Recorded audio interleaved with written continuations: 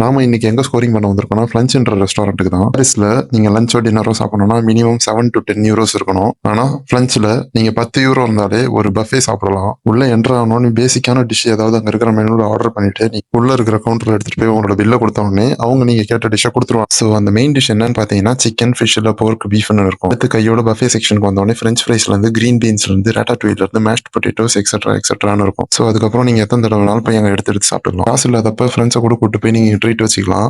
So இந்த unlimited buffet வந்து இந்த 10 யூரோக்குள்ளேயே முடிஞ்சிடும்.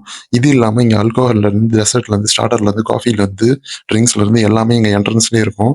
இது தனியாக நீங்கள் பே பண்ணி அங்கே உள்ளே எடுத்துகிட்டு போய் சாப்பிட்டுக்கலாம். ஸோ பாரிஸில் இதுதான் மினிமம் அமௌண்ட்டில் பெஸ்ட்டான பஃபேவாக இருக்கும். ஸோ நான் இங்கே சாஸ்டு சிக்கனும், சாலட் பவுலும், ஃபிஷ் ஃப்ரையும் ட்ரை பண்ணியிருந்தேன். ரொம்ப சூப்பராகவே இருந்துச்சு. ஸோ வீடியோ பிடிச்சிருந்தா லைக் பண்ணுங்கள், ரொம்ப பிடிச்சிருந்தா சப்ஸ்கிரைப் பண்ணுங்கள். தேங்க்யூ.